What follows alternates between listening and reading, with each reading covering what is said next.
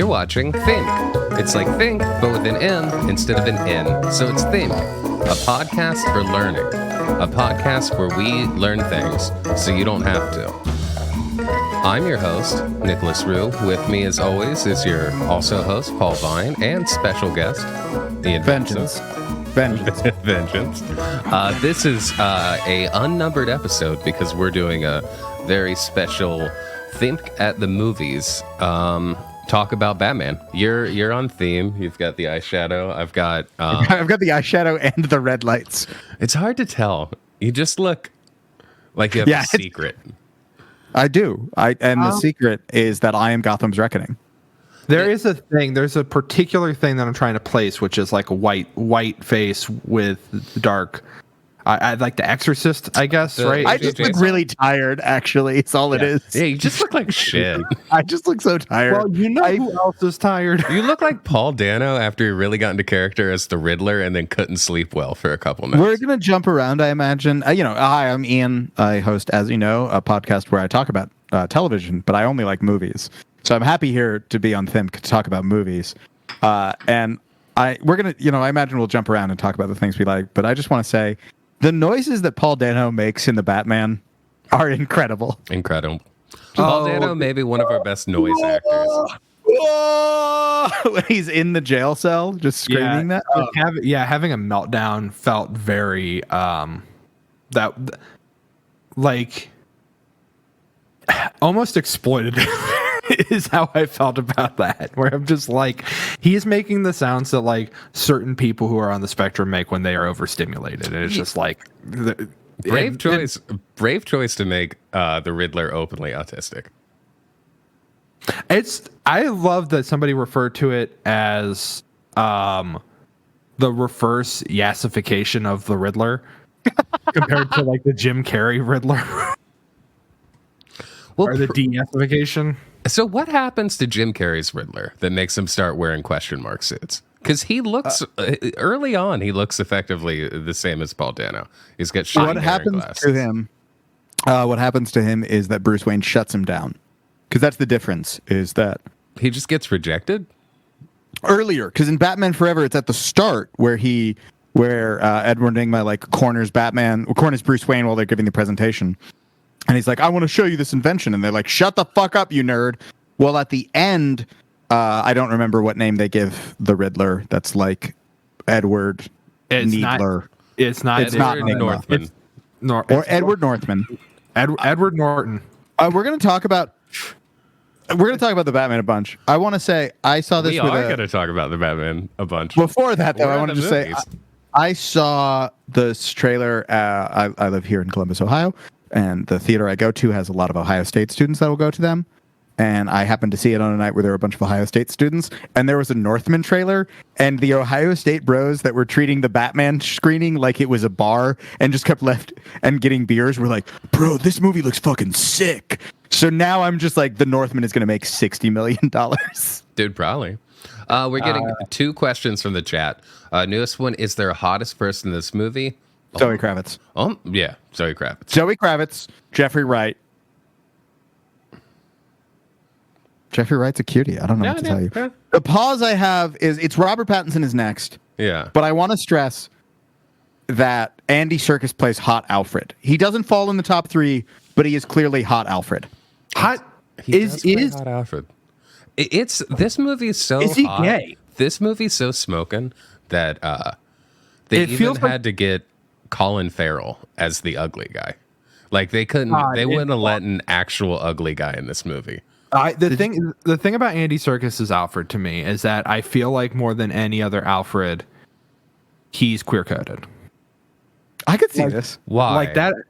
I just the way he carries because himself. He's really into opening letters. When he was like, I used to work at the circus. But yes, I don't know how to be a father. I just taught you to fight. Typical gay father trope. Yeah.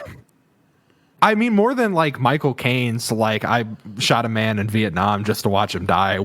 In the way that Alfred doesn't, child playing with a ruby size of a tangerine. in the way that Alfred doesn't like look at the old woman that also works at the house and goes like, "Oh, wooga wooga." What do you think about her, Bruce? Yeah, I guess you could say he's queer coded. There's been a lot about the yassification of Aunt May, moving from Rosemary Harris, I believe is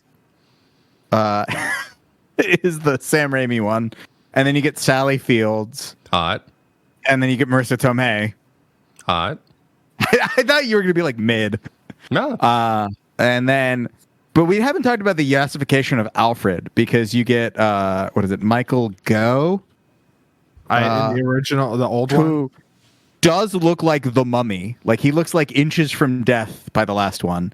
And then they're like, okay, here's Michael Caine, and they're like, great, yeah. And they're like, Jeremy Irons, and you're like, sure. And then they're like, Andy Serkis. Every time I see Andy Serkis, it throws me off because I'm so used to him being like a gremlin man. I would say friend of the show, my co-host on, Andy Serkis? as you know, Stephen Doughton. Yeah, Andy Serkis. Did not realize that Andy Serkis was Alfred in this movie. Really? Yeah, it is weird to see him like standing up straight and dressed well, rather than being a complete fucking monster with the worst posture. Also, which characters in this movie are queer coded besides Alf, Jar Jar Binks' biggest fan ass? All of them. There's one character who's not queer coded, and it is fucking Zoe Kravitz as Catwoman, who is explicitly bisexual. That's right. Yeah, bisexual. That character is explicitly bisexual. The most queer coded relationship in this film is Batman and Jim Gordon. That is the romantic tension, which Catwoman acknowledges at one point. I mean, Batman is definitely queer coded because there is nothing hotter than riding around on a motorbike with another person riding around on a motorbike. That is like hotter. That's the height. That's the height of like queer love is riding around on motorbikes together. I think, but having to go your separate ways. Damn, yes. It's probably like. What do you think Easy Rider was about? I've never seen Easy Rider. Easy Rider. Ian, have you seen Easy Rider?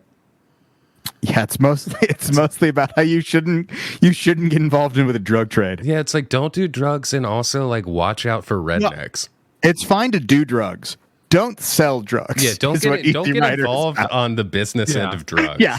And, drugs are fun to do, but bad to move. Don't trust what Easy Rider is about. Do not trust a strange redneck in a truck.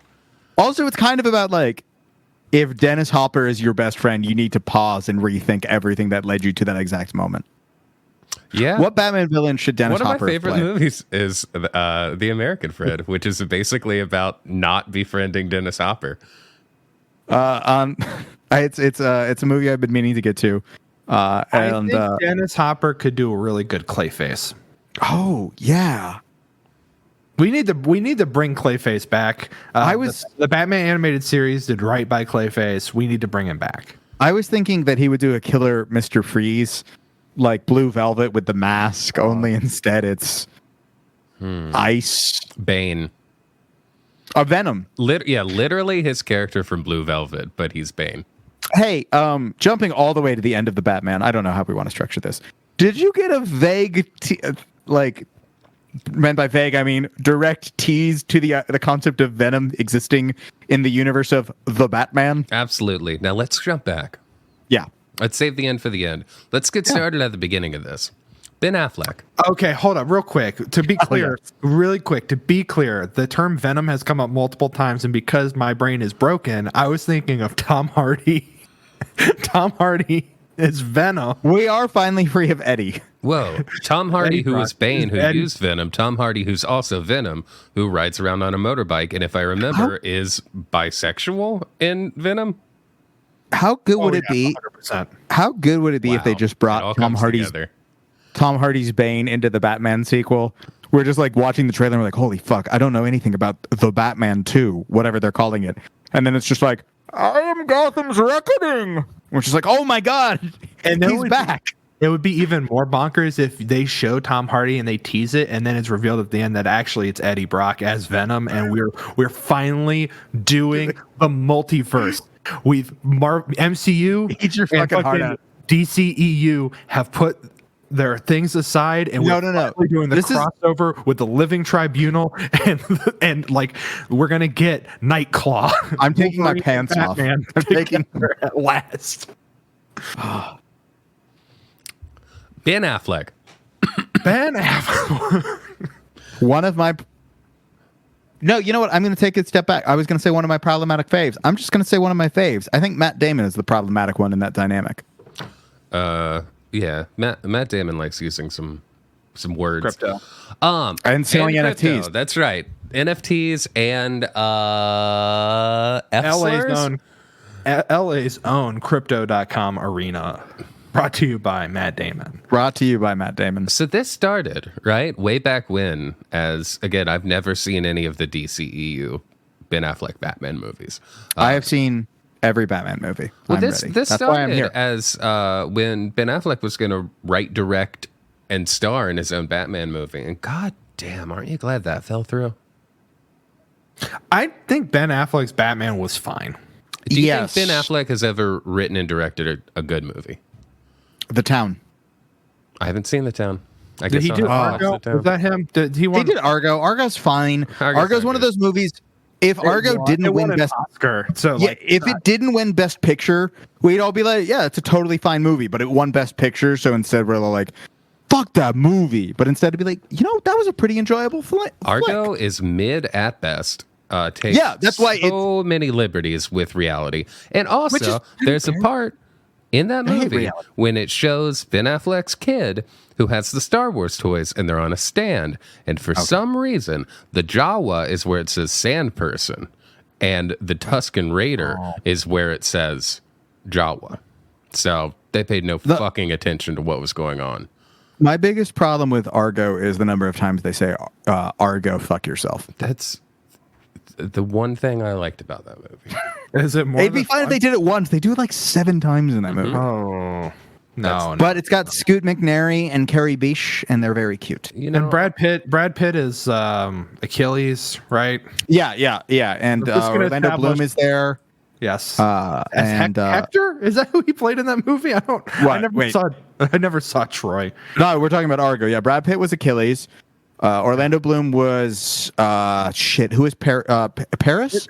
Paris. Yeah, that's Paris. Yeah. Because Eric Bana is Hector, and Diane Kruger is Helen of Troy, and I don't know Brian what the Cox fuck is you guys are Agamemnon. talking about. Shut the fuck up about Spartans. These are Trojans. What's the Kanye West line? You can't roam without Caesar. Keep it 300, just like the Trojans. Exactly. So let's do that. Question from the chat that was ignored. Did Paul Dano do incelism for this movie? Yes. No. I think Paul Dano fucks.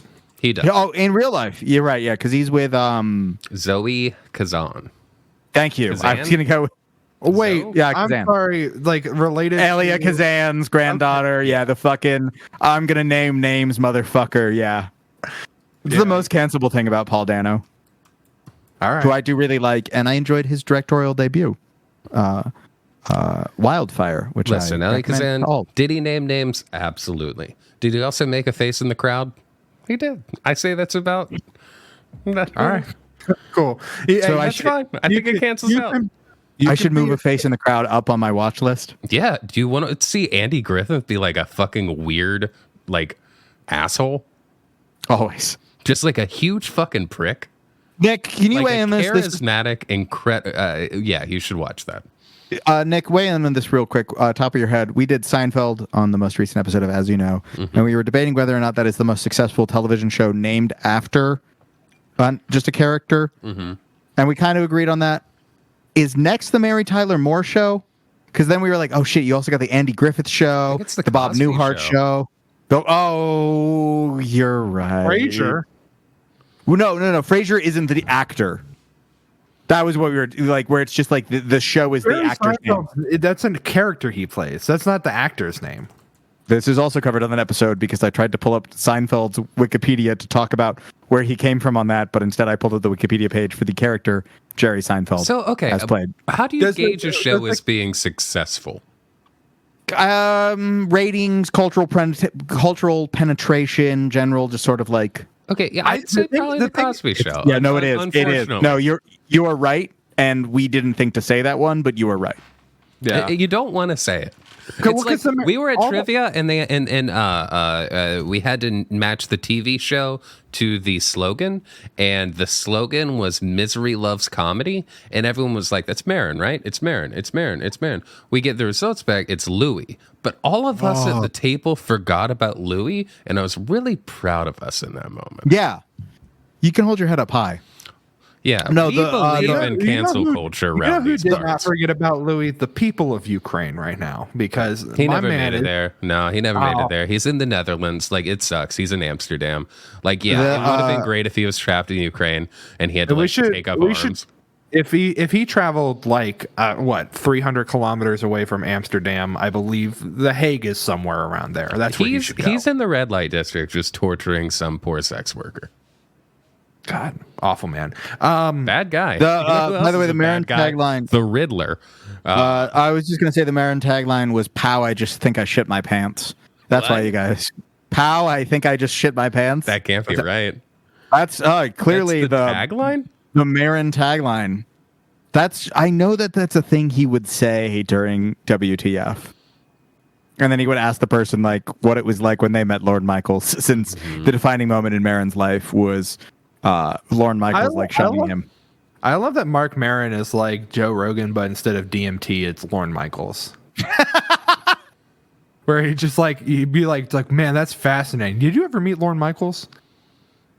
Lorne should play Lorne. Well, Lorne would have made a great Penguin. Most cancelable character in the Batman is Carmine the Penguin. The Penguin. Bruce. Why?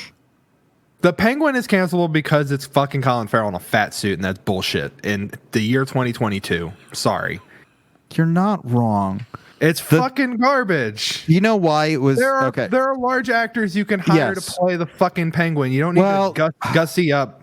Yeah, That's but- probably not the right term. But James Gandolfini's dead, and they That is needed to true. get punished James And- Gandolfini. That's and- all they and- wanted. And the only reason feed him. Well, no, here's the reason why. Colin was down. This is truly the thing. But he had gained weight for a previous role and had gotten like an injury from it. So he couldn't do that again.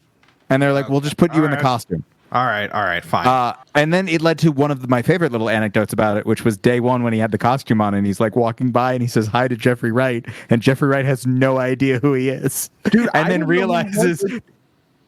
I didn't know it was fucking Colin Farrell until the credits rolled and it said Colin Farrell, and I was like, "Who the fuck did he play in that film?" And looked it up, and I was like, "Oh shit, okay." I think the new Gawker had this article. I apologize if it wasn't them, but where it's just like it's cliched to say that Brad Pitt is a character actor in a leading man's body, but Colin Farrell is actually that, Yeah, and he is so clearly having fun as the Penguin in this film. to answer the question, in their actions, like not the character design, but the actual actions, it probably is John Turturro as Carmine Falcone. Which I gotta say, spoiler, of course, when Zoe Kravitz, when Selena Gomez Kyle. says he's my father, that's fucked up. Like that was the moment that really made that I couldn't suspend my disbelief for because her dad's Lenny Kravitz. I know who Lenny Kravitz is. Would you have accepted Jason Momoa? No, there's No? no one. No, You would have just Zoe been like, Kravitz. that's your stepfather. There's no way. That is your stepfather. Like, there's no way that Zoe Kravitz can say, like, he's my dad, and me not think of the, like, I want to fuck a butterfly Lenny Kravitz lyrics video. By the way, yeah, I'm like a Milky Way. So I see John Turturro, and she's like, that's my dad. No, it's not. Your mom lied to you. Lenny Kravitz is out there somewhere in Gotham City.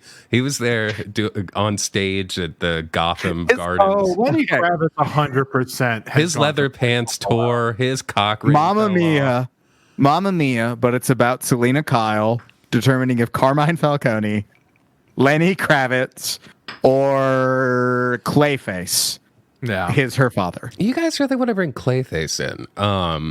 He's a really sympathetic character in the Batman animated series. I imagine we're going to talk about who we think should be the villain of the next one. Paul, and I are in you agreement. haven't seen the Harley Quinn animated series, right? No. There's a lot of Clayface. Oh my There's, God. an incredible amount of Clayface in it. Clayface is great in that show. Good show. And he's what's his name?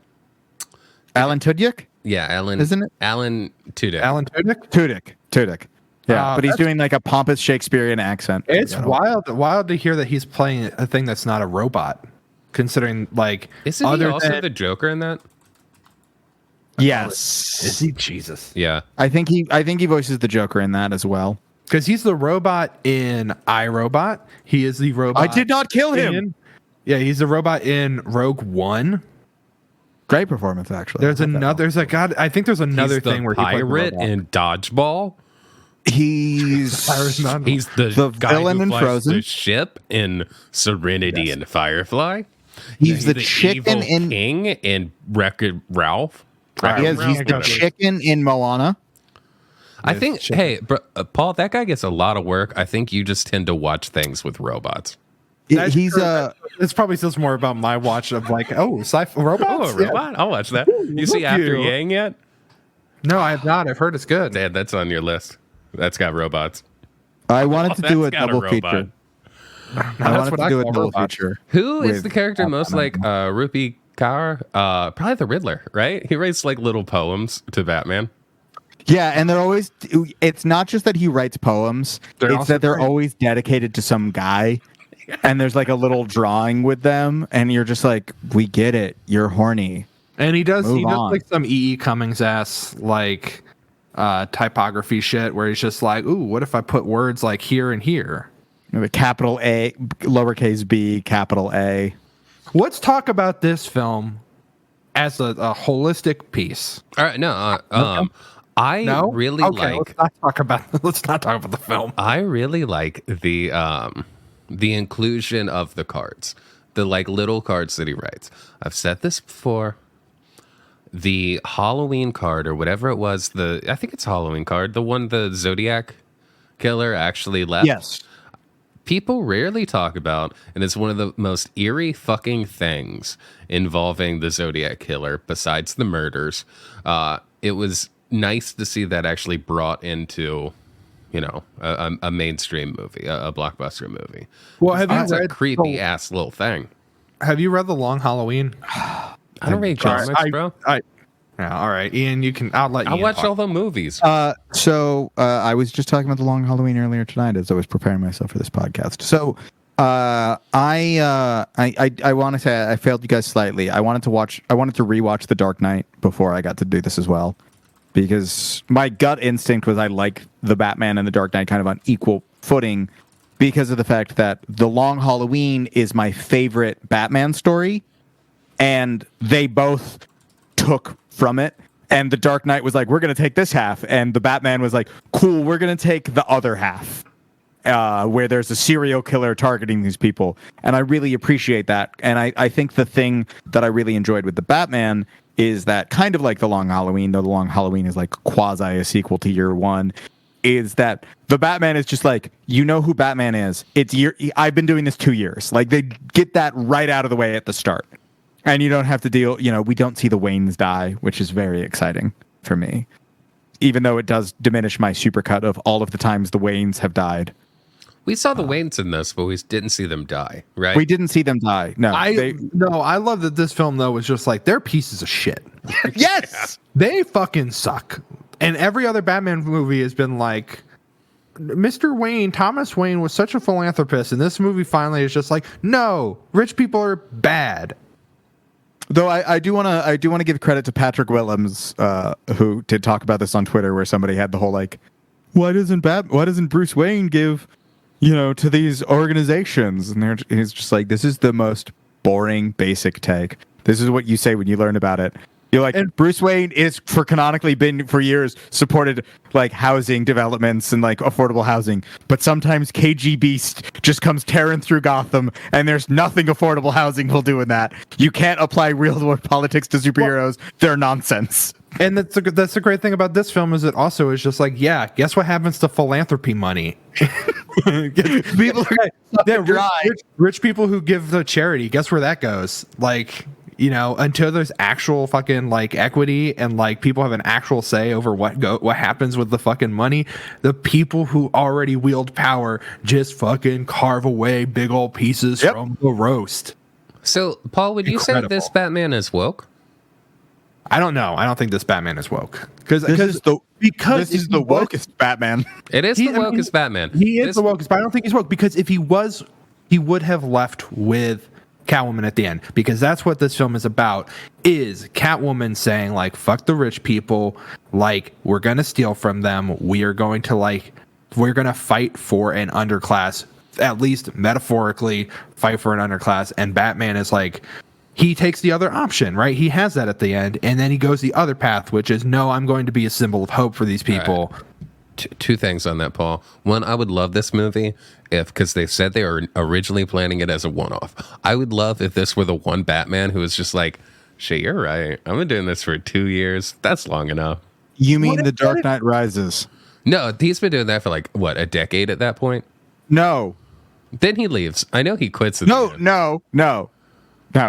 In the Dark, he does Batman Begins, and then he does. Then it's the Batman Begins ends with him getting the card from the Joker, and then the Dark Knight happens. Yeah. And then at the end of the Dark Knight, he's just like, "I will be the villain the city needs." And then the Dark Knight Rises opens, and they're just like, "Well, we haven't seen Batman since the night that Harvey Dent died," and it's like 7 years have gone by. So he was Batman for like a year. Yeah. Harvey Dent died, and then he retired for 7 years, and they're like, well, now you get to stop being that. And I was like, no. You're right. The Dark Knight Rises did suck. I thought that when I saw it. I still think that. I also haven't seen it. I don't think the Dark Knight holds up. To go back to Ian's point earlier, I don't think the Dark Knight holds up. Like Sarah and I watched that not too long ago, and it. I bet it holds fine, up. But yeah, like, I bet I will. Atrocious. I bet I will think it'll hold up at a bar, and I thought this looks shitty. Well, you weren't seeing it in Christopher Nolan's original image, where here's the thing: if you saw this movie, aspect ratio like 4 or 5 times. I couldn't hear what they were saying because the sound wasn't on, so it's basically in line with Christopher Nolan's vision. I have a really basic take, which is that it's still probably a pretty good movie. And my basic take, as somebody who's spent far too much of his time thinking about superheroes and reading comics, I think the thing is that as somebody who really truly does like all of these things and am mad that they've won the culture war, is that the gap between Batman and Spider-Man and basically every other superhero other than the X-Men who exist in their own universe of my beloved children is so wide and so pronounced that I will see a movie that's about one of those and I'll be like, oh, right, you're the best of these. It's silly that we do all of these other Spider-Man 2, if we're talking mid-sequel. Spider-Man 2 is perfect. Spider-Man 2 is a million times better than a Dark Knight. I'm sorry. They're different movies. I agree. They have different names. Yeah. Dark Knight is bad and Spider-Man 2 is good. I will probably, and on the rewatch, I will probably think that it is a wonderfully made, well-executed film with one truly exemplary performance that elevates the rest of the film, which is basically what I thought about The Dark Knight at the time. Dark Knight is also a thing that I honestly think part of what got the buzz for it is Heath Ledger dying. Like it is a yeah, I won't deny that. Yeah. Well, I mean, what got the buzz for it was a Batman movie. Yeah. But elevated and became a thing because so much of it became specifically about Heath Ledger's performance and then the like tragedy of Heath Ledger's death. I genuinely think Heath Ledger wins that Oscar regardless if he dies, but it was also a weak year. But I think it went from being like, oh, Heath Ledger could win to like, well, it's wrapped up from the moment it debuts, tremendous performance. And it's just really funny it's wild that two people have won Best Actor for the Joker. Do you know the other character the only other character that has been portrayed by two different people to win the Oscar? The Devil. No. James Bond. No. Hercules porridge. Vito Corleone. Oh yeah. Okay. Yes. And as it looks at this point, there will be a third joining with this Oscar season when Ariana DeBose wins for West Side Story, which it seems to be the indication. So the 3 iconic roles that will get you an Oscar are The Joker. Vito Corleone from the Godfather series, Anita from West Side Story, one of the greatest musicals of all time, and the Joker. Put them in a movie together. I would love to see the all Joker in New sing York. America. I would love to see the Joker sing America. That is the one thing I do love about The Dark Knight, is that the Batman Begins is so firmly in a weird comic book universe version of Gotham. And then to represent almost like neoliberalism, they just moved The Dark Knight to Chicago. And it's just fully like a sanitized downtown Chicago. This is a great jumping off point for one of my favorite things about this film of the Batman is the architecture and the look of the city, because it's Chicago. Well, no, because it's so CGI Chicago. It's so Chicago tripled. I'm going to punch you. It so firmly establishes that whenever we are dealing with high class, like rich motherfuckers, we've got gothic architecture. And then whenever we are dealing with the slums or the seedy parts of Gotham, we've got like, it's in Chicago. Yeah, we've got. Remember when Batman's like, "Hey, Catwoman, you want to get a deep dish?" If Batman and Catwoman were eating Portillo's on top of a building, 10 out of fucking 10. You remember watching Batman suck down a cake shake? Don't you remember when Batman goes? He sees the bat signal in the sky, and he goes and he interrupts Jim Gordon when he's just sucking down and he's out of sloppy, wet Italian steak sandwich. Gordon's out of breath.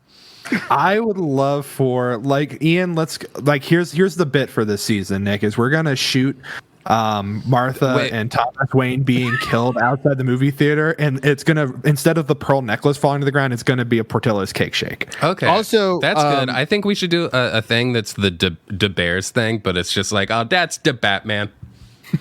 Yeah, I've been online. I've been watching this. I've been on this encrypted alt-right website, and I've been watching this crazy guy with this kind of crazy mask. I think he's bringing up some good points.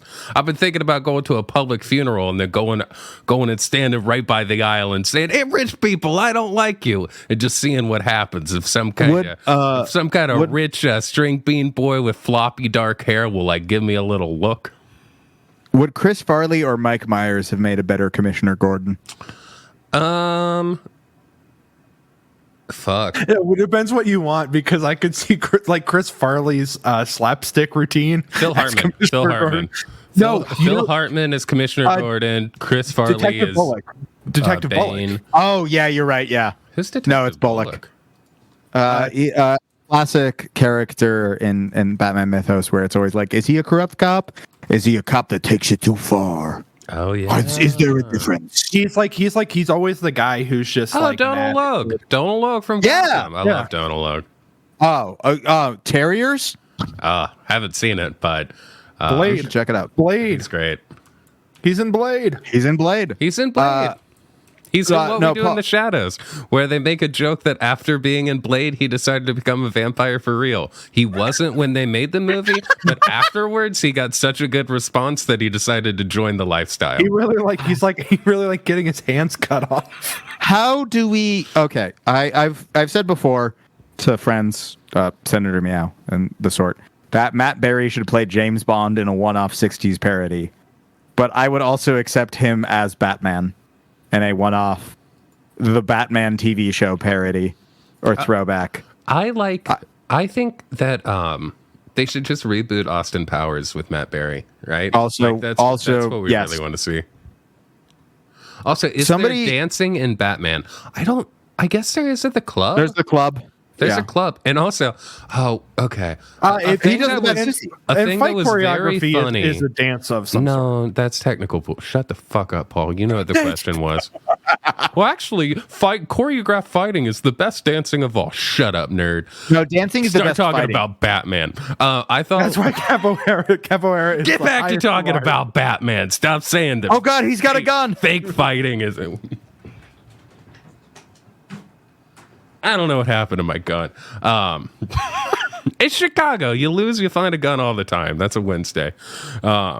Lori Lightfoot, don't watch this. It's Chicago. It's Gotham. Times 3. They use CGI to add mirrors and stuff. But shit. One of the funniest parts to me, and there are a lot of things in this that I think we're playing with tropes that were very they're very straight faced, but also this movie knows what it is, which I appreciate. Was when Selena Kyle's like, no, it's the club within the club. It's like, yeah, it is. Yeah. Yes, it is. Of course, it's the secret club in the club. Yeah.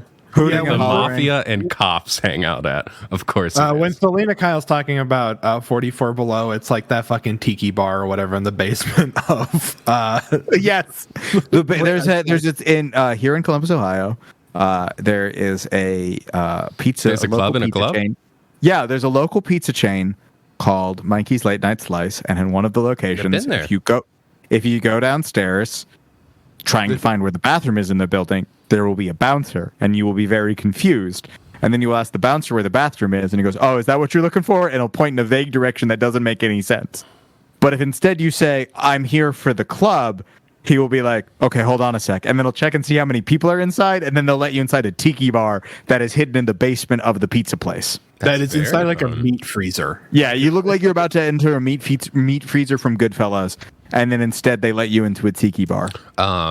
And sometimes you can just say, "Oh, sorry, yeah, you got too many people in there? It's fine. I'm just going to text my friends who are in there." And then the bouncer will go, "It's fine," and then let you in, even if you don't have any friends that are in there. Why do I feel like if you go to that bar, Peter Sarsgaard is there, and if you make eye contact with him, it is going to be a whole fucking thing for the rest of your night. That was such a funny bit in the Batman, is the 3 times that he goes into the fucking Iceberg Lounge and interacts with the twins at the front door, and the fact that they keep doing that again. This is a really Twins from Desperate Housewives. This is a really and The Leftovers, right? Yeah. Yeah. I love that Peter Sarsgaard, a tremendous actor, is in this film, and I was spoilers. I know that we said that we were going to talk about the Batman in full, but I just want to emphasize again, spoilers if you have not seen the Batman.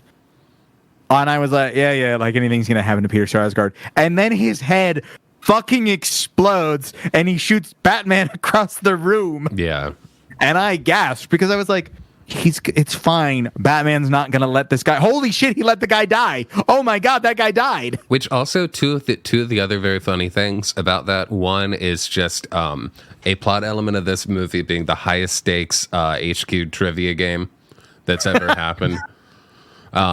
2, every single time. What's the guy's name? Scott Rogowski? Yeah, Scott Rogowski is the Riddler. Every single time that Batman answers a riddle is the funniest thing in the world. Dude, that first one is what sets it, because it's the thing where Gordon's just like, what did the liar do? Well, no, it's just what does the liar do when he's already or when he's dead? And then it's just like a couple minutes go by and they're like, Batman, you got to get out of here. And then he's like, he lies still. Yeah, that shit. And everyone just looks at him and they're like, you're right. That is the answer. The riddle. Yeah. I love that. I love like how fucking broad his shoulders are and him just going into the, like, quietly just walking to the crime scene and everyone's just looking at him. I love the cop that stops him and is just like, "Nah, man, please only." And Gordon is there just like, "No, he's with me. It's fine." He's a full head taller than you. I love how many cops Batman punches in this movie. Also, really, like, it's nice that they did the classic thing, where the cop at the beginning who's like, "Fuck you, Batman," later sees Bruce Wayne, and he's like, "Hey, Bruce Wayne, you're on TV, I love you. I love Bruce Wayne. Do you need, like, a water or anything?" I hope that fucking Batman doesn't show up. A thing I love that I think stands in contrast, and one of the reasons why I really did enjoy this film, is... You know, we live in a cultural hegemony of the MCU, and I hate it. And I hate that my side won the culture war, and I wish that they lost. I wish that the dweebs had lost the culture war, because those movies the jocks will rise again. I can't wait. They need to, but those movies are like shot on a fucking like in the Atlanta airport, and I saw a clip of on Twitter earlier of the Spider-Man No Way Home, and you see the multiple Spider-Man from that film mock putting a mask on because the masks are CGI. And I loved that you could tell that Robert Pattinson in The Batman was actually wearing a rubber suit, and it would squeak as he would stand there and look at clues like a big nerd playing an adventure game. No. And that just added such a tactical nature to this film. That is a great thing here, is that like, all the times that you when you first get to the quote unquote Bat Cave and it looks like fucking shit, it looks like other than the like advanced technology. Is that Bat Cave actually under a bridge? I have no idea. It looks like it's an thought abandoned subway station or I something. think it's an under a abandoned bridge. subway station. It looks like Wayne Manor had an abandoned subway station. Like the Waynes were so rich they put in their own private. Yeah, the Wayne, it's like transport. fucking Richie Rich McDonald's in the mansion. They were just like, yeah, we have our own. It's Barbra Streisand's personal shopping mall, but for public transit. But I love that it looks like garbage. There's bats everywhere. He clearly hasn't cleaned it up. He looks tired all the fucking time. You see him flipping through documents. It says like the Gotham Project year 2. And I love that. I love that it's just like very clearly he doesn't know what he's doing. This is pretty early on. He is journaling every day. That's why, he's journaling because he can't fucking sleep and he doesn't know how to keep track of time if he doesn't journal. And I love when he puts on the tiny sunglasses to solve the riddle. Huh, that's interesting. It's just like it helps so much with this film that there are clearly sets and there is clearly somebody who is passionate working on the score, and that Greg fucking Fraser, the king, is like shooting the fuck out of this film so it looks like something. I think it's nice that one of the main criticisms I've heard is that, one, it's too long, it's boring, especially at the end, and that Robert Pattinson doesn't emote, even though I thought he was doing some incredible subtle lip acting. Oh my god, he understands that the most important thing when the cowl is on is the lips. Yeah, he's the best lip stuff. He is the best lips Batman since Keaton. Best lips Batman since Keaton. Who is the king? Who are both the current Batman. That's fucked. Yeah. And if the wish comes true, the Flash might make them kiss. Listen, the Flash is just a psyop, and you can't tell me otherwise. No, they did that trailer at the beginning. They're like, here's all the other DC movies coming this year. I'm like, are they? Yeah, exactly. Until I am physically watching the Flash movie, the Flash does not exist. Aquaman: The Fallen Kingdom, though, can't come soon enough. Straight up 3 more years of this, and I'm just gonna watch football. I'm like only gonna watch football movies. Like 3 more years of them just because in 5 years they're gonna have Spider-Man and Batman fight because it's gonna make every dollar, and then like DC and Marvel are gonna get together and start their own country. Just thinking of Spider-Man swinging the web and then a batarang knocks the web down. And then Tom Holland is like, whoa, gee, Mr. Wayne. Oh, wow. Oh, that's so cool. My last dad was rich, too. He died. I've so begrudgingly accepted that Tom Holland is a fun time that America loves to see in theaters. It's true. I can't believe Uncharted has made as much money as it has. Have you seen it? No. Me either. I wanted to go see it just to see how bad it is. I almost did, and a friend was genuinely like, I will hang out with you instead. For the love of God. Is this a cry for help? Tom Holland's basically like Michael J. Fox, right? Like he's just a little guy, a cool little guy and it's his birthday. that you love seeing. I guess so. Is there anything that you love seeing that guy from beyond his classic? Holy shit. I haven't thought of it until this exact moment, and I am wrecked. What? No, I'm just like, I'm like, oh man, I love Michael J. Fox. Do I love him for any reason other than Back to the Future? Spin City, that one show where he's a Republican. Everyone loves that show. Little Republicans. The episode of Scrubs where he plays the doctor with obsessive compulsive disorder. He poops on a roof. I think all the time about him just like continuing to wash his hands. And he's like turning the light off and then turning it back on, and the episode ends. Oh, yeah, man. Tom Holland could do that on Euphoria. That would be great if he just showed up to like could do they do the Nosferatu SpongeBob bit, but it's Tom Holland. I would love that. They have tried Holland should about. play with Nosferatu. I personally, Zendaya I should feel play like Nosferatu. whenever I watch Euphoria, I feel like it's a show that Tom Holland is not allowed to watch, but they should get him on there. I hate that my Twitter feed and my YouTube algorithm are broken, so I see all of the weird fan cams that people have made of Zendaya and Tom. But I do love the just consistent trait of him saying something barely funny and her losing her shit because of how bad she has it. And it's very cute. I mean, that's America, though. America is down bad for Tom Holland. We all understand. Okay. Anyways, The Robert Batman. Pattinson. Oh yeah, Yes. we like him too. How did we feel about the intro, like the opening, like monologue about what the Batman is? I don't to this remember movie? the beginning of this movie because there was an unkempt young man in front of me wearing a shirt with an American flag Punisher logo, Punisher skull logo, and Nick, I was pretty sure he was going to kill me. Do you want to take a seat next to me? But you didn't say anything the whole time.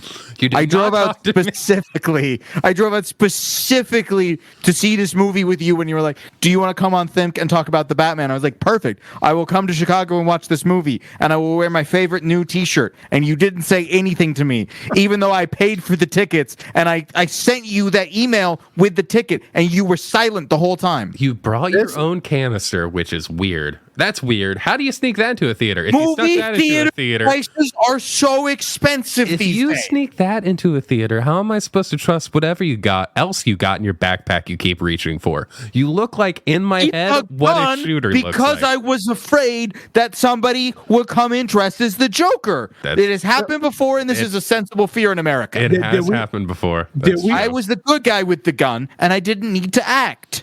Just Did like we the talk- Punisher.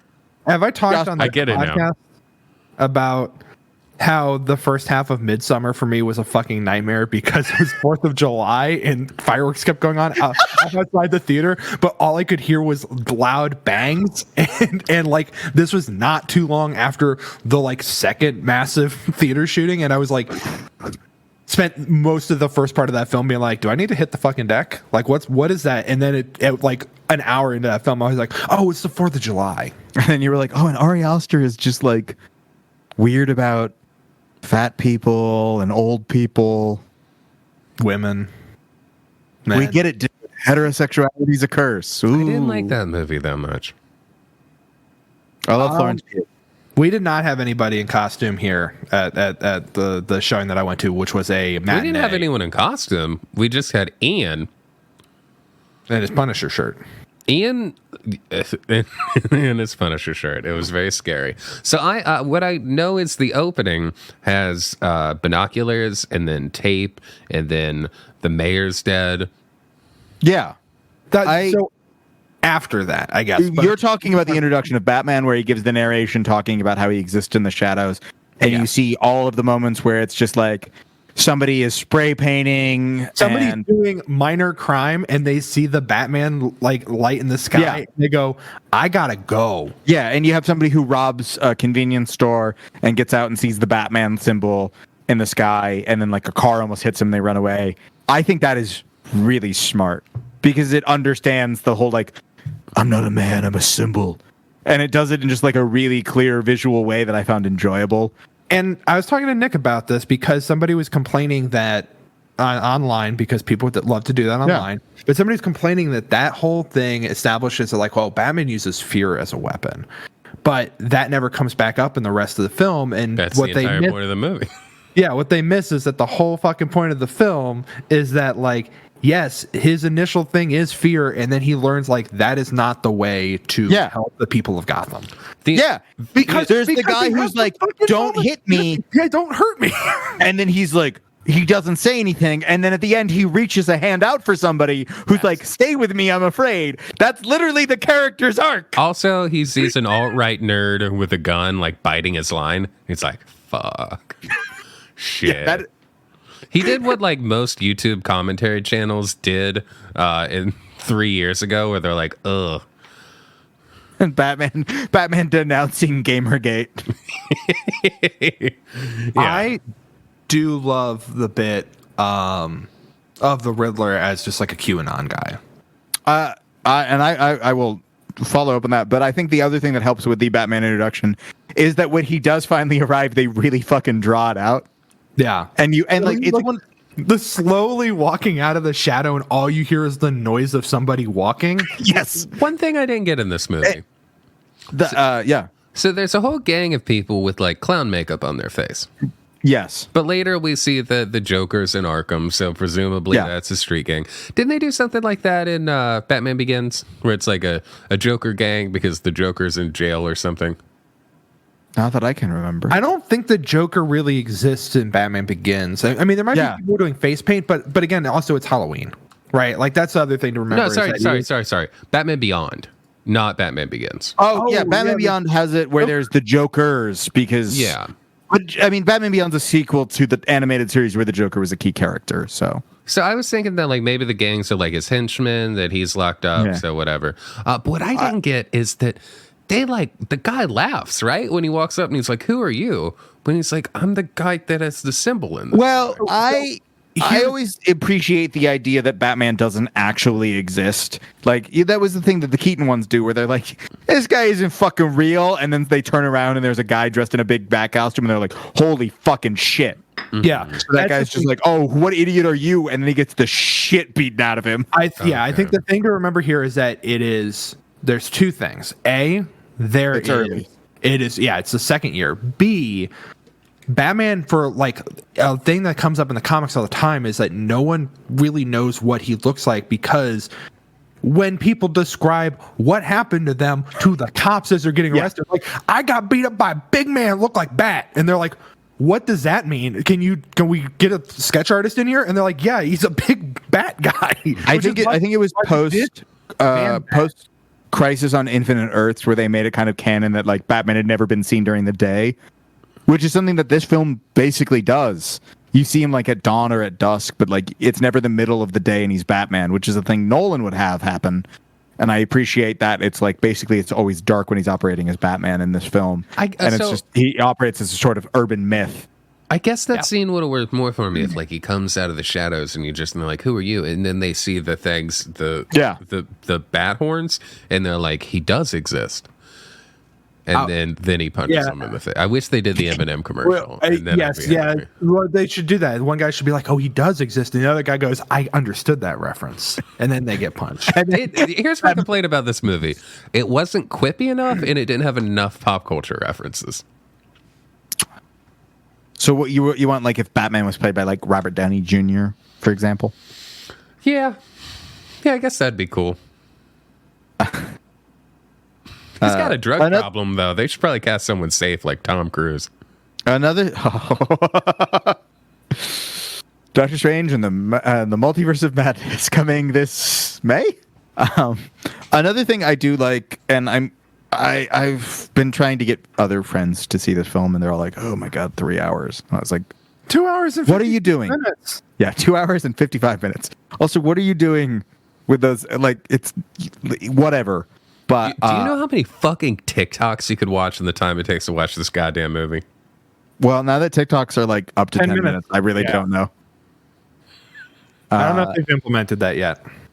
But the Batman entrance scene is the thing that's people are gonna stream this on HBO Max in like a month, and it's gonna look like shit. It's all black. It is all blacks, and the compression is gonna fuck that up, like it was the Game of Thrones, Attack of the White Walkers part, where it'll be like, I can't fucking see this shit. The screen, it looked great. That on my projector looked great. When I saw this film at the theaters, the entire scene with the Joker and Barry Keoghan as the Joker, I didn't know it was the Joker because I couldn't see him. Like it was there was the one line. Well, that was the point of it. You can't really see him. But there's other things. I looked it up afterwards, and they're like, "Oh yeah, he had the green hair," and I'm like, "Did he?" Well, that's kind of like inferred mostly. Okay. It's not immediately clear. I was really hoping it was going to be somebody else. No, you can tell he's the Joker because he says there's worse things to be than a clown, and then he laughs like Matt what the Reeves Joker does. I don't believe him, but the director Matt Reeves, who I want to say, great job, Matt, if you're listening, which I know you are. I know you're a big fan of THIMK. Mm-hmm. I also know you're a big fan of As You Know, since that time we covered Felicity. It's weird that the guy who created Felicity went on to make the Batman. That is weird. It's what happens when you're friends with J.J. Abrams. Also, congrats to Matt Reeves for blowing J.J. Abrams out of the water. Yeah. But the Matt Reeves explained that there is a deleted scene that added more context for that scene, and that it's not necessarily teeing up that the Joker will be the villain of 2, because the idea was that there was going to be a scene where Batman talks to the Joker in Arkham to like Hannibal style. Yes, right? To try and get a greater idea into the mind of the Riddler. Mm-hmm. And they cut that scene, but they kept that one on the end because it was kind of probably a studio note that you have to do that one. I'm glad they cut that scene. I am only and I think this could be segue for a topic to talk about with this movie. I am because I think that the smartest thing that both the Batman and the Dark Knight have done is just blatantly rip off great crime films. Mm-hmm. Where the Dark Knight is, what if it was Heat, but one of the guys is dressed as Bat and the other's a clown? And this is, what if it's Zodiac, and Seven, for that matter. And Jigsaw. And Jigsaw. You're right. Yeah, it's a lot of Jigsaw. But a lot of Jigsaw in the Riddler. Jigsaw is a film in the Saw franchise. It sucked, but but it's not Spiral, the Book of Spa. It's from the Book of Spawn. The Book of Spawn, of course. But where they're just like, oh, what if we do, that with the Riddler? That's a totally fine starting point for a Batman movie. Well, and I've always felt that Silence of the Lambs, but whatever villain, is also just a fucking good starting point for the Batman movie. So on that real quick. The opening bit. With this movie, I saw someone post the screenshot from The Sopranos of Christopher Moltisanti, where it's the Godfather and Saul, and I was like, that pretty much is the antagonists of this movie, is Saul and the Godfather. So they brought his vision to light, and it worked. And I see no problem with that. I like that basically the Riddler was iCarly meets Saul in this. That's incredibly worked for me. That last scene, or the last Riddler video where they log into the personal one, and he's basically like, "Hey guys, really thanks for the follows. I'm thinking about starting a Patreon. Let me know in the comments if you think that's a good idea." It is. Am I ridiculous when I say that is more insight to everything that Joker was purportedly about? In that scene where you have the guy who's like, all of this violence, and then it's the scene where he's like talking to the fans, and he's like, oh boy, I can't believe this is happening. That was something the chat is just like, what gauge do I bring? That was something I really liked about this movie that I thought almost immediately, that people like Joker because of the 70s homages, but really it just directly lifted aspects of much better movies and then did them worse. But this, I felt like this was truer to kind of the 70s movie vibe, because it is very much like a neo-noir. It's a throwback to those kind of crime films. It has a cool car chase, which I don't know the last time they did that and pulled that off. I assume the 1970s. Outside of the Fast and Furious franchise. No. The last cool car chase in a superhero film is the 2004 Punisher film with Thomas Jane, whatever year that was, where he is chased by Johnny Cash Assassin Man. Can I apologize, but I don't hate the one in Black Panther with the suit in Korea. I don't remember. It's not exciting because it's the thing where it's in the middle of the night and it just kind of looks like fucking CGI. But there are cool ideas in this. It's better than of the film. I don't know, Black Panther to me. The only thing I can think of that film now is how bad the CGI is in that final fight scene. It really is atrocious. I remember B. Jordan was great. Yeah, no, it's the thing where they previs actions and then they had to follow that thing, which is why I always think the comedy directors and horror directors do a better job with your average superhero film. because especially with the It's MCU, a genre, because it's a genre film. It's the genre, and they can also be like, what if we did this? And then they're like, oh, that would work, and so they have to like alter the previs action a little bit. But if it's someone who's coming from like a dramatic or an action background, they just kind of roll with it. Well, okay, another fucking tangent, but again, Spider-Man 2, incredible film.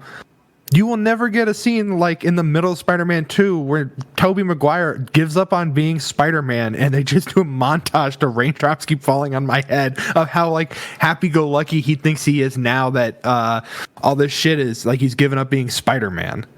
Spider-Man 2 is the second best Marvel-related superhero movie I put into the Spider-Verse #1, but I'm an animation nerd. That's good. The Batman is probably my favorite one since... Also. Yeah, the Batman is probably my favorite since Into the Spider-Verse. I liked this more than every single Marvel movie. It has an actual vision that I appreciate. It's goofy without being cloying or like winking at the camera.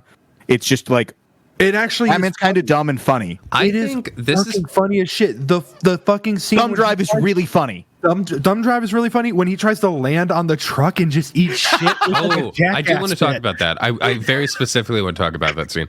But I think this is definitely my favorite superhero movie. And like in terms of like neo-noirs, it's probably top 3. Like I don't think it's as good as Drive. I think like Zodiac is great. Probably better. But yeah, Zodiac is great. But the thing that the Batman has going for it in this, and this will sound ridiculous, but I feel like history will ultimately vindicate me, is it's the same thing where like, it's funny. It doesn't actually, like, the buildup was all like, it's so dark and gritty. And then you watch it and you're like, this isn't actually taking itself as seriously as we all made it out to be. That was just the marketing lie, which adds to the neo-noir thing, because the best neo-noirs are where they're just like, this guy's kind of a fuck up. This movie, the Batman was funny in the same way that I think like Mad Men is, where very funny things happen, but they're not presented as jokes. Like you laugh when the guy gets his hand or gets his foot fucking cut by the mower. Yeah. But if you were there in reality, you'd be like, holy fucking shit, this is awful. One of the most incredible things, like sequences of events, is what you just mentioned. The one that starts with like all the cops, every cop in a room about to murder Batman, and James Gordon being like, get out of here, I got it, and then give me 2 minutes with him, I can figure out. And you're like, shit, what's he gonna do? What does he know? And he's like, you're gonna hit me in the face. Batman's like, what? And he's like, no, act normal, act like we're having a serious conversation. They're gonna punch me in the face. He's like, okay, what do you know first? He's like, you're gonna grab the key and then run. And he's like, and then he punches him and he just fucking runs. Well, he has to lock the door first, which is the funny part about it, is he starts to run and he's like, oh, I gotta shut this door and lock it and then go up the stairs. And then you see, like, the funniest thing with Batman films is the moment you have to watch Batman move.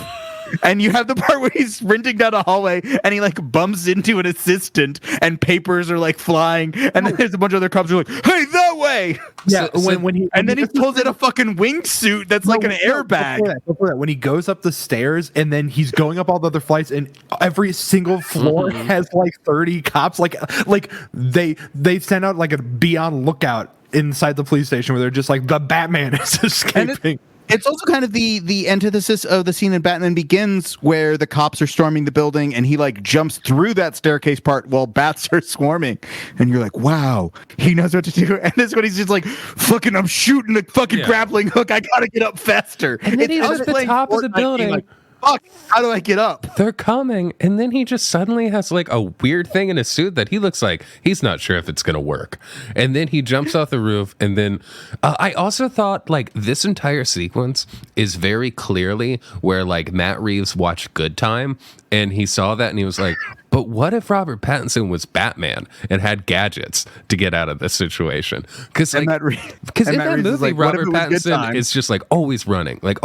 Every situation he's trying to figure out how to get out of him. And it really worked. Like I really felt that energy in that scene. And then like have you both seen Good Time? Yeah, I was gonna say I really liked the Batman. I think it would be an even better film if at some point Batman forced somebody to drink a Sprite bottle full of liquid LSD. Yeah. Well, also, I was going to say, in the Batman, a character jumping off a rooftop works out much better, even if they do use their weird inflatable suit. And that they, Also, like, his facial expression of just being like, it seems like he has not tested this, but he's done the science to be pretty sure it'll work. And then he does it. And then, yeah, he does not stick that Also, landing, like, and it rocks. Credit for deciding to stay with it. So you see the parachute and he hits the ground and then he stands up and then he just kind of shuffles down the alleyway and then turns around and starts running away. And there's no one to be like, hey, that's Batman, which is just like, it's perfect. It's so fucking silly. Spider-Man took that guy's pizzas. Yes. Another really good thing in this movie is how often, like, Bruce Wayne is doing Batman shit without fully dressed as Batman, just kind of like a weird little guy, a weird Just vagrant. him following people on his motorcycle instead of it being Batman just always driving around in the middle of the day, or Bruce Wayne in a fucking Ferrari. He's just like, yeah, I'm just a guy on a motorcycle. And what you said earlier, the 3 times, is it 3 times when he goes to the club? Yes, because he goes. Yeah. First He goes as Batman. He goes as Bruce Wayne, and then he goes again as Batman. Well, he goes as desuited motorcycle Batman, Bruce Wayne. Yeah. Stealth Bruce. Because he goes, he knocks, and he's like, know who I am. And then he goes again as Bruce Wayne, and he's like, do you know who I am? And they're like, you're Bruce Wayne. And they're like, I come want on. to talk to your boss. And then they're like, hold on. Yeah, damn, that's Bruce Wayne. Yeah, that's Bruce Wayne. I thought the movie And then the did a last time where he really- knocked, and he locks them out is Yeah. the other thing he does. I thought the movie did a really good job of showing a distinction between Bruce Wayne and Batman, not just in the way that, I mean, not the traditional Batman versus Bruce Wayne Playboy figure, but Yeah. just having like, and not even really portraying them entirely as their characteristics being that different, but rather like the way that every single person responds to them is different.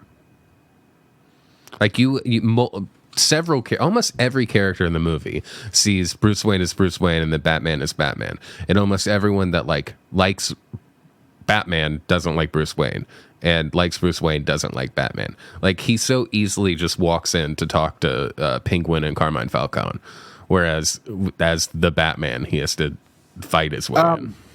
Another really funny thing to me, to jump off of that, is the scene where Bruce Wayne goes to visit Paul Dano in Arkham. You mean Batman goes to visit? No. Is it him as Batman? Yeah. He's in the costume, and because it's when you finally see him without the mask, and he's just like, Bruce Wayne. Yes, and they do Bruce the whole thing. They do the Wayne! whole thing where you think that, like, oh fuck, Yeah. he's figured it out, and then it's slowly revealed through like a 5-minute conversation that's like, no, he's just mad that like he didn't get to kill Bruce Wayne. It's the one he didn't get. That was so good, because right before that, you have him looking at it all, and it's like, that's the part where like Batman's looking at the thing, and he's like, oh my god, he knows who I am. Yes. This is the end. And then he's like, he like looks at Gordon. He's like, basically, he's like, you're the only honest cop in this city. He's like, what? And he's like, time for the Batman to end. And then he goes and they shoot it in this super like narcissistic way where they lead you to believe, like, you know, of course he knows who Batman is. And then the moment he's like, but we almost got him, right, Batman? And then like they hold on Pattinson, and you get to have that moment where he's like, holy shit, he doesn't know who I am. Yeah. And that's the thing. But he Like, can't talking betray about that him- emotion. Yeah, the thing talking about him not acting, he does a really good job of selling me on a person who's just like, I'm fucked, and then realizing in the moment of just like, oh, he doesn't. But it's also like, stay cool. Yeah. Don't betray. That the subtle acting in that is incredible. I also like, I was thinking about this earlier. I feel like that moment is maybe there are examples that I don't know, but like that moment reminded me of the good part of the ending of Unbreakable, where it's just like these two people that are enemies, but like the Riddler really misread the situation. Like, Yes. genuinely misread the situation. It was just like, you're a freak like me. I thought, like, the genuine, how quickly he realizes that Batman is not there to, like, watch the city explode and flood and just chill with him while everyone dies. And he just, like, Like it's a gut, like he wails, but he just gets. It's like he's punched in the gut. Like it's just such a like, oh no. It was like watching somebody propose. Yeah. And then learning, it was like, oh my god. One of my favorite references. It was like Jonathan Safran Foer leaving his wife, and then Natalie Portman being like, "What are you talking about?"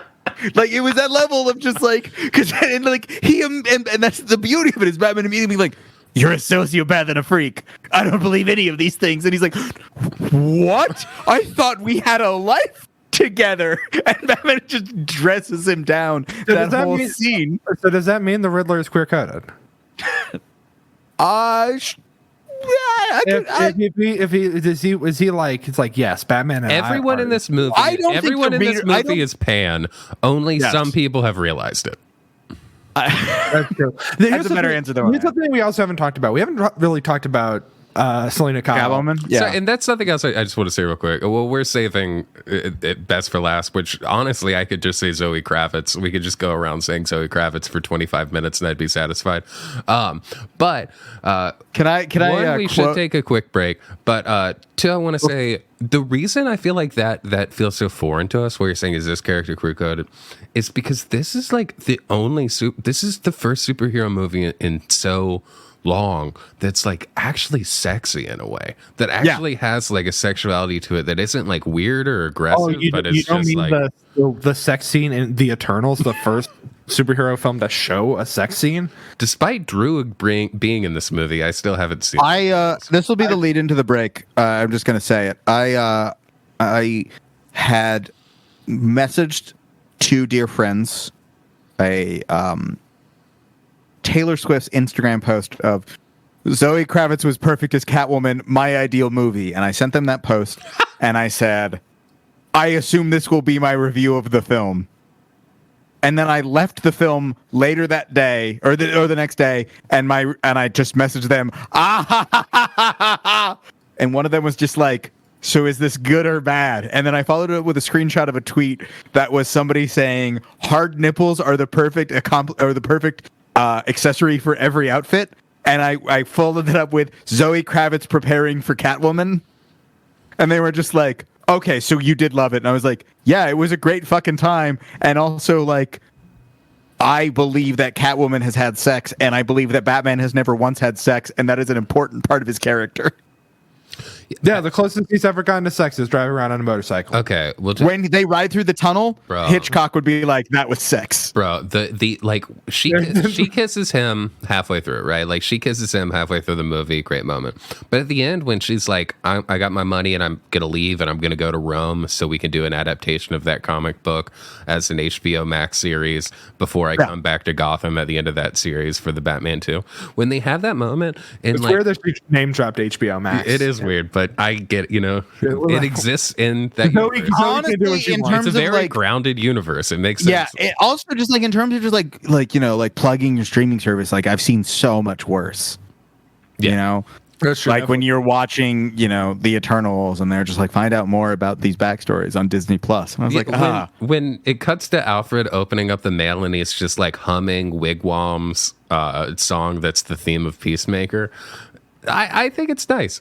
I thought it was a great touch when they played the opening of The Sopranos on the start of the radio when Colin Farrell was driving away. And he sang along for a second. He's like, woke up. I would love to see a scene where like he has that disc in his car and it like starts to play and then it starts skipping and then he just like rips it out and throws it out the window. That would be nice. But they're making a fucking Penguin series, so if that's just going to be corrupted Sopranos. I'm looking forward to it. But the moment where like she's leaving and they look at each other and like Robert Pattinson does something really interesting with his lips where he like kind of like pouts them a little bit for like a kid. Like he looks he's so subtle. He gets himself ready for the kiss. Yes. Yeah. He like pump fakes the kiss basically. But it's so slight. So good. Like he wants to go in, but he's not going to go in. When I say there are shades of Wong Kar-wai in this film, it's because there are characters who should kiss, but then they walk away. Damn. Or ride their motorcycle away in 2 different directions at the turn. And speaking of going in 2 different directions at the turn, let's call it here for part 1 of the Think of the Movies, The Batman. And we'll pick it up next week with the rest of the movie. Until then, subscribe, find us on YouTube, find us on Instagram, find us on Twitter. Make sure you review us on wherever you watch podcasts. I guess iTunes Store, I guess you can do it on Spotify. Anyway, just click all them buttons that make us look good. And also, of course, don't think too hard without us. Bye. Bye.